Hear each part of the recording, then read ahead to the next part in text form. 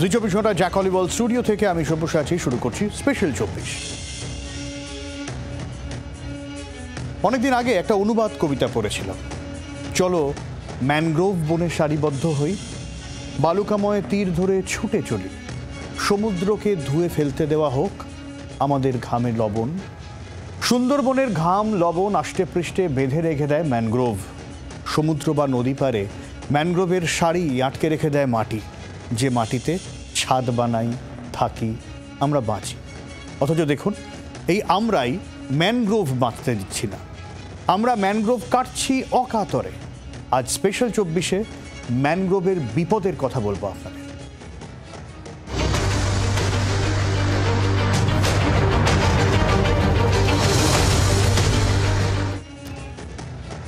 দুটো দেশ জুড়ে পৃথিবীর সবথেকে বড় ম্যানগ্রোভের জঙ্গল সুন্দরবন, আর সেখানেই ম্যানগ্রোভ অস্তিত্ব সংকটে।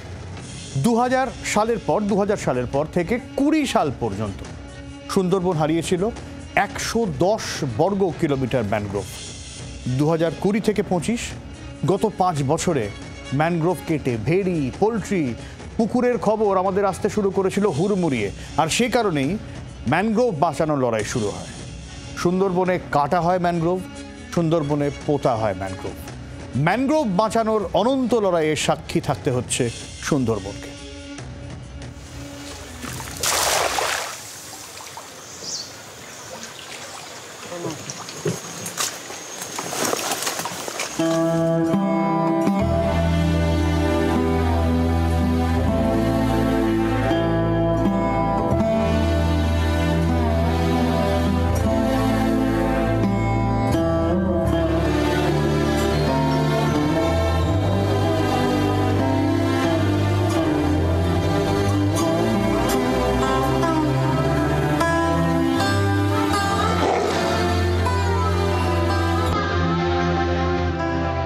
সুন্দরবন 798তম ওয়ার্ল্ড হেরিটেজ সাইট, পৃথিবীর বৃহত্তম ম্যানগ্রোভ জঙ্গল, বাংলাদেশের জাতীয় বন।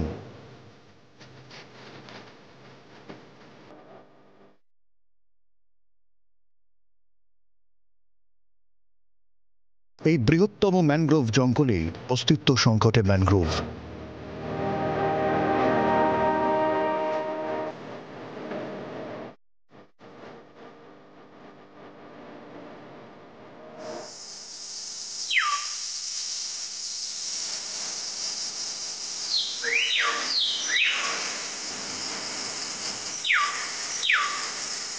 International union for conservation of nature বা IUCN 25 বছর আগে সুন্দরবনকে বিপদের মুখে থাকা এলাকা বলে জানিয়েছে। গত 25 বছর ধরে তাই সুন্দরবনকে বাঁচানোর চেষ্টা চলছে। সুন্দরবন হয়েছে, সুন্দরবনকে গড়ে তোলা হচ্ছে। প্রকৃতি সুন্দরবনকে নিয়ে যা ইচ্ছা করতে পারে, প্রকৃতির সঙ্গে চলতে পারে অসময় লড়াই, কিন্তু মানুষই যখন সুন্দরবনের শরীরে থাবা বসায় তা আরো বিপদে।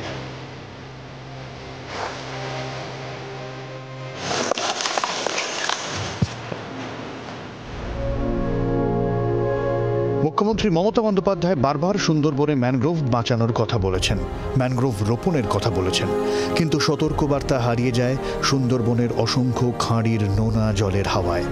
মেছো ভেড়ি তৈরি হয় ম্যানগ্রোভ কেটে। গত 5 বছরে কয়েকশো বিঘা ম্যানগ্রোভ কাটা পড়েছে এই ভেড়ির চক্করে। রায়দিঘি, বাসন্তী, একাধিক এলাকায় বাইন, তরণ, গরান, বানি, আলকেওড়া, বাবলা, গেও গাছ কাটা পড়েছে। অনেক ক্ষেত্রেই অভিযোগ উঠেছে শাসক দলের নেতাদের বিরুদ্ধে।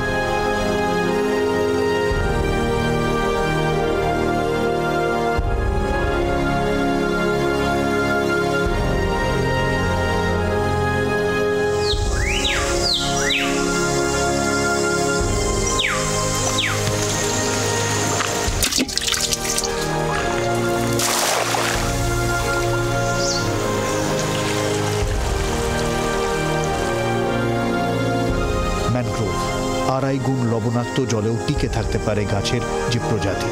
বছরখানেক আগে ম্যানগ্রোভ নিয়ে গবেষণা চালায় Bhubaneswar institute of life science এবং তামিলনাড়ুর SRM institute of science and technology.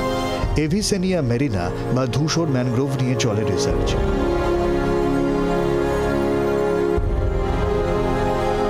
ম্যানগ্রোভের বিশেষ কিছু জিনকে তারা চিহ্নিত করেন, যাদের বলা হয় সেলিনোম। ম্যানগ্রোভের জিন ডিকোড করেন তারা। সেখান থেকে তারা বুঝতে পারেন নোনা জল ঢুকে যেসব চাষের জমি আজ শেষ, সেখানে ফসলের সঙ্গে ম্যানগ্রোভের এই সেলিনোমের সংকরায়ন করে আবার চাষবাস সম্ভব। সুন্দরবনকে সম্পূর্ণ চাষযোগ্য করতেও ভরসা ম্যানগ্রোভ। অথচ সুন্দরবনের গভীর জঙ্গলেই হারিয়ে গিয়েছে ৪২ বর্গ কিলোমিটারের ম্যানগ্রোভ।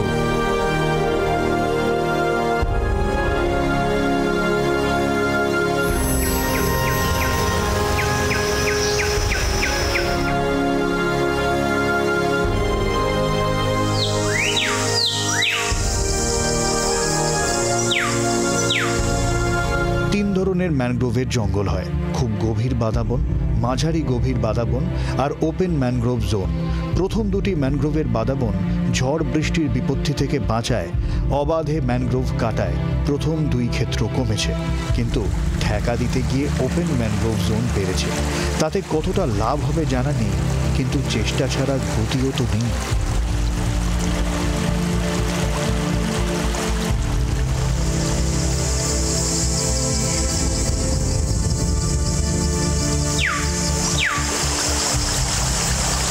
রাজ্যের ৩ জেলায় ম্যানগ্রোভের জঙ্গল: ২ চব্বিশ পরগনা আর পূর্ব মেদিনীপুর। পূর্ব মেদিনীপুরের লাটে উঠেছে ম্যানগ্রোভ, টিকিয়ে রেখেছে দক্ষিণ চব্বিশ পরগনায়, সেটাও বিপদের মুখে।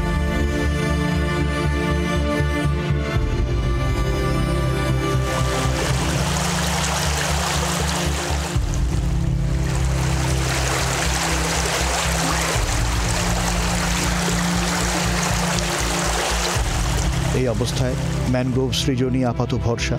সেই কাজ চলছে সুন্দরবনের আনাচে কানাচে। মানুষও ম্যানগ্রোভ কাটার প্রতিবাদ করছেন, কিন্তু তাও ভেড়ি থেকে পুকুর, পোলট্রির জন্য ম্যানগ্রোভ কাটার প্রবণতা জারি। সুন্দরবন আর তার ম্যানগ্রোভকে বাঁচানোর এ এক অনন্ত লড়াই যেন।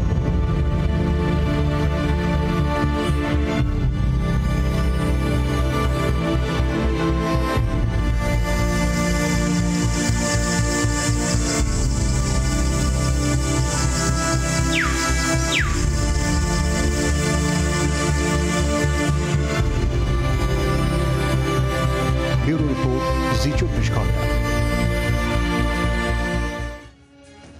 গোটা সুন্দরবনের বাস্তুতন্ত্র ম্যানগ্রোভের ওপর অনেকটা নির্ভরশীল। বহুমুখী কাজ করে বদ্বীপকে ধরে রাখে ম্যানগ্রোভ। স্বাতী নন্দী চক্রবর্তী পরিবেশবিদ কি বলছেন শুরু। এটা কিন্তু উপকূলীয়বর্তী অঞ্চলগুলোর একটা অনন্য বাস্তুতন্ত্র, কারণ এটা মিঠে জল এবং নোনা জলের মধ্যেই কিন্তু জাস্ট যেখানে সংমিশ্রণ ঘটে সেখানেই এই ম্যানগ্রোভসগুলো বেসিক্যালি পাওয়া যায়। এবং দেখা যাচ্ছে যে বিভিন্ন গবেষণা থেকে এটা উঠে আসে যে ম্যানগ্রোভসের কিন্তু carbon sequestration rate is very high. Different types of যে ম্যানগ্রোভস প্রজাতিগুলো আমরা যেগুলো দেখতে পাই আমাদের যে দক্ষিণ এশিয়ার বিভিন্ন অঞ্চলে, বিভিন্ন উপকূলবর্তী অঞ্চলে, সেগুলো কিন্তু প্রচুর পরিমাণে ব্লু কার্বন স্টক করে। সেই জন্য ম্যানগ্রোভসকে আমরা কিন্তু ব্লু কার্বন ইকোসিস্টেম বলি। এবং সেটা আমাদের যে বাতাসের যে কার্বন ডাই অক্সাইডটা থাকছে সেটা একেবারে কিন্তু আমরা যেটা দেখতে পাই যে সয়েল কার্বন হিসাবে, সয়েল অর্গানিক কার্বন হিসাবে কিন্তু মাটির মধ্যে সেটাকে আবদ্ধ করে রাখে। এবং এছাড়াও ম্যানগ্রোভসের যে শ্বাসমূলটা থাকে সেটা কিন্তু একটা ফিল্টার হিসাবে কাজ করে এবং প্রচুর দূষিত জলকে ফিল্টার করতে পারছে আজকে ম্যানগ্রোভসের এই রুটগুলো। এবং এটা নিউমাটোফোর্স কাইন্ড অফ, সেই জন্য বাতাস কোনো একটা বদ্ধ জায়গায় যেখানে জলেতে অক্সিজেনের মাত্রা কম থাকে সেখানেও ম্যানগ্রোভস বেঁচে থাকতে পারে। গত কয়েক বছরে সুন্দরবনে বিঘার পর বিঘা ম্যানগ্রোভ কাটা পড়েছে। একের পর এক মাছের ভেড়ি গজিয়ে উঠেছে সুন্দরবনের আনাচে কানাচে। অনেক ক্ষেত্রেই শাসক দলের বিরুদ্ধে অভিযোগ, অনেক ক্ষেত্রেই আবার শাসক বিরোধী মিলেমিশে গিয়েছে। তবে ক্ষতি হয়েছে সুন্দরবনেরই। ম্যানগ্রোভ নষ্ট করা ভেড়িগুলোয় ঢুমারি চলুন যাওয়া যাক বাসন্তীতে।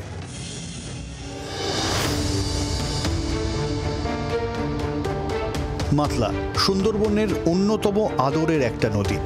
মাতলা নদীর যে শাখা ভ্রমর নদীতে মিশছে, বাসন্তীর সেই সব এলাকায় ঢু মেরেছিলাম আমরা, যেখানে ম্যানগ্রোভ কেটে তৈরি হয়েছে ভেড়ি।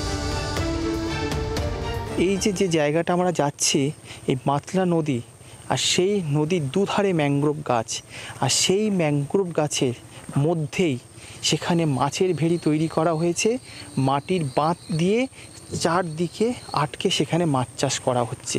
নদীর সাথে যুক্ত করে দেওয়া হয়েছে সেই মাছের ভেড়িটা। যে বাঁধের ওপর দাঁড়িয়ে আছি, এটা অসাধু যারা ব্যবসায়ী, যারা মাছ চাষ করছে, তারাই এই মাটি দিয়ে একটা বাঁধ তৈরি করেছে নতুন করে। এবং এটা যে সদ্য মাটি ফেলা হয়েছে সেটাও পরিষ্কার। এবং এই যে একটা বড় একটা পাইপ, যেটা মাছের ভেড়িতে একটা অংশ একদিক আছে, আরেকটা দিক আছে ঠিক মাতলা নদীর দিকে। এবং এই নদীতে আমি যদি আমার ক্যামেরা বন্ধুকে দেখাতে বলি, এই নদী থেকে যে সমস্ত নদীর যে নোনা মাছগুলো, সে চিংড়ি হোক বা নদীর মাছ, সেগুলো এই পাইপ দিয়ে চলে আসে এই বাঁধ দিয়ে, যেটা চারদিকে আটকানো সেই মাছের ভেড়িতে। আর এখানেই সেই মাছগুলো চাষ হয়। সুন্দরবনে ম্যানগ্রোভ কাটা হয়, রোপণও হয়। গাছ কাটা আর গাছ লাগানোর মধ্যে দিয়েই ধুঁকছে বদ্বীপ। চারা প্রচুর হারে লাগানো হয়েছিল, ওই চারা এখান থেকে চারা বাইরেও গেছে, এখান থেকে প্রচুর চারা বোটে করে। এখনও এইসব চারা, এইসবগুলো তো সব চারা গাছ রয়েছে, এখন তোলাও হয়নি, যায়নি। কিন্তু যেখানে লাগানো হবে সেগুলো তো সব তো এখন মাছের ভেড়ি তৈরি হয়ে গেছে। এখানে মাছের ভেড়ি, হ্যাঁ মাছের ভেড়িগুলো করছে। এইসব মাছের ভেড়িগুলো তো হওয়া উচিত না, এইসব জায়গাগুলো তো ম্যানগ্রোভে যে চারাগুলো তৈরি হওয়ার জন্যে এই জায়গাগুলো। কিন্তু কীভাবে করেছে এর ঊর্ধ্বতন কর্তৃপক্ষ, এরাই ঠিকভাবে বলতে পারে যে কী করে এইসবগুলো হয়েছে, কারের পয়সা খাইয়ে হোক, কোনো হয়ে করেছে, আমি বলতে পারছি না ঠিক। প্রশাসন দেখছে না? প্রশাসন আসছে যাচ্ছে সব সময়, তাদের নাকের ডগার ওপর থেকে যাচ্ছে আসছে, তো কী করে জানবো যে তারা দেখছে যখন চোখে? এই রাস্তায় তো প্রচুর ভাই আসছে বারবার, কিন্তু দেখছে, দেখে চলে যাচ্ছে, কিছু বলছে না।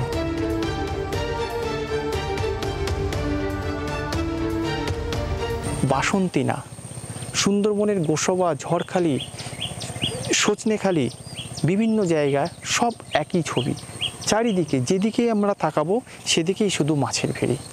ক্যামেরা সুভাষের সাথে প্রসেনজিৎ সর্দার, জি24 ঘন্টা, সুন্দরবন। দেখুন, সুন্দরবন জানে ম্যানগ্রোভ তাদের কতটা বাঁচায়। সুন্দরবন ঝড় দেখে, ঝড় সয়। ম্যানগ্রোভের প্রাচীরের আড়ালে সুন্দরবন সুরক্ষিত থাকতে চায়, তাই যতই ম্যানগ্রোভ কেটে এলাকা সাফ করা হোক না কেন, ম্যানগ্রোভ লাগানোর কাজ সুন্দরবন ছাড়ে না। ম্যানগ্রোভ বাঁচানোর এমন লড়াই চালাচ্ছে রায়দিঘির মুক্তি বা সবুজ সংঘের মতো একাধিক সংগঠন।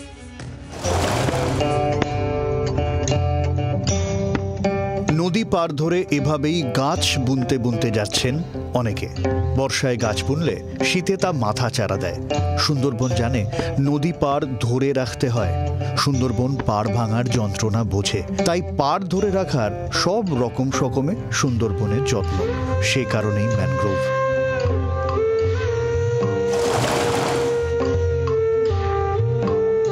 মুক্তি, সবুজ সংঘ সহ একাধিক স্বেচ্ছাসেবী সংস্থা সুন্দরবনে নানান কাজ করে চলেছে। ইতিমধ্যেই ম্যানগ্রোভের ক্ষতি হয়েছে অনেকটা। মাছের ভেড়ি, পোলট্রির ফার্ম, পুকুর তৈরি হয়েছে ম্যানগ্রোভ কেটে। তবে ম্যানগ্রোভ নিয়ে এখন সচেতনতা বেড়েছে, তাই জনসমক্ষে ম্যানগ্রোভ কাটা কমেছে। কেউ এই অপকর্ম করলেই সরব হয় মুক্তির মতো সংগঠনগুলি। সুন্দরবন জানে কতটা ঝড়ঝাপটা ভাঙন থেকে আড়াল করে এই ম্যানগ্রোভরা।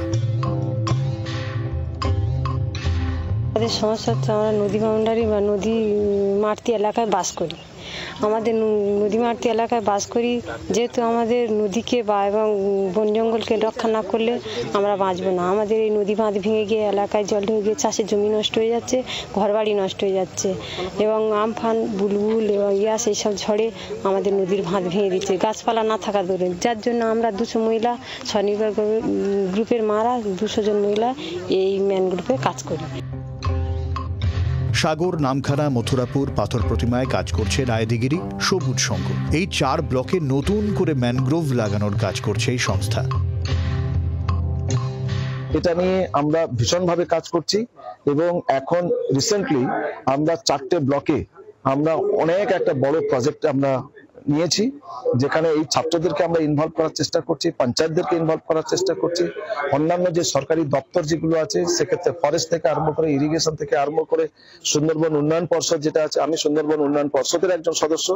তো সেক্ষেত্রে আমরা সবাইকে সম্মিলিতভাবে ম্যানগ্রোভ এমন একটা জায়গাতে গিয়ে পৌঁছবে, এবং সেটা আমরা কোঅর্ডিনেশনের মাধ্যম দিয়ে কেবলমাত্র তাদেরকে অ্যাওয়ার করছি না, সরাসরি আমরা কাজের জন্য আমরা SBI ফাউন্ডেশন বলে যে স্টেট ব্যাংক অফ ইন্ডিয়ার যে ফাউন্ডেশন আছে তাদের আর্থিক সহযোগিতায় এই 3 বছরের একটা অনেক বড় প্রকল্প আমরা একটা গ্রহণ করেছি। সুন্দরবনে একাধিক সংস্থা আসে যায়, বোঝাতে থাকে কতটা গুরুত্বপূর্ণ এই ম্যানগ্রোভ।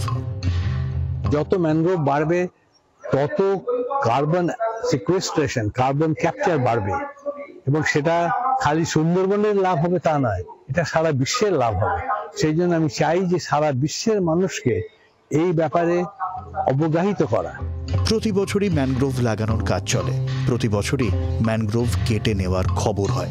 লড়াই চলতে থাকে ম্যানগ্রোভ বাঁচানোর, সুন্দরবনকে বাঁচানোর।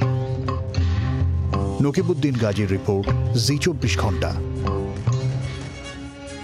সুন্দরবনে ম্যানগ্রোভের চারা লাগানো হয় বিস্তর, কিন্তু তারপরেও গাছ কাটা বন্ধ হয় কই? প্রশাসন কখনো দেখে, কখনো দেখে না।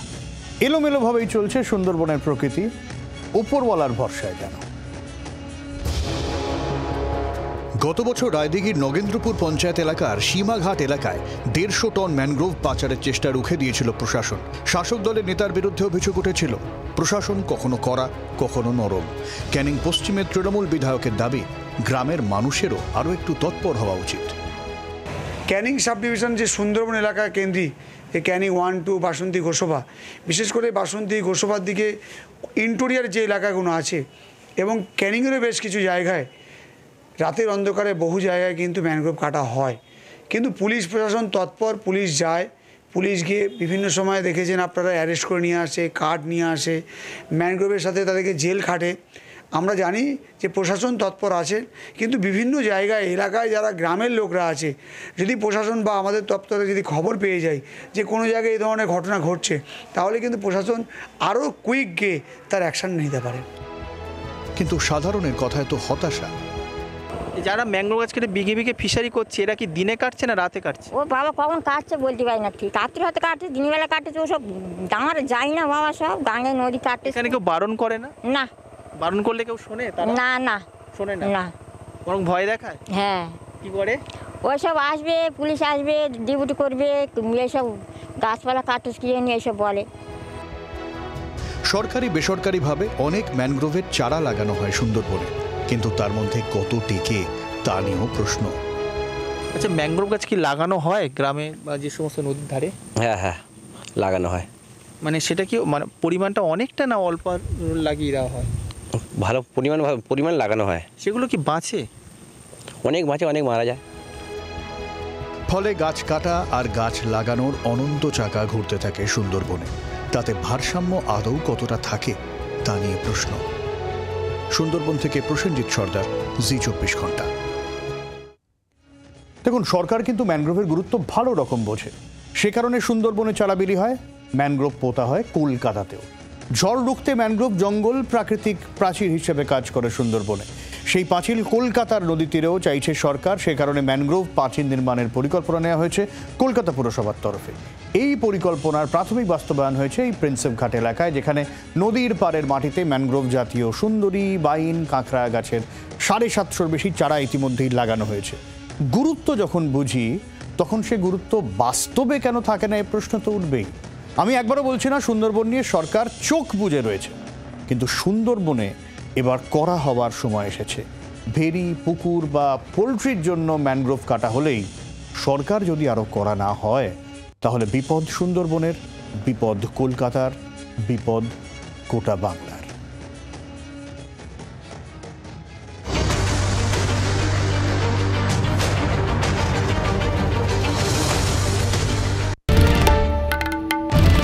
বাংলার আওয়াজ, বাঙালির আবেগ, জি24 ঘন্টা।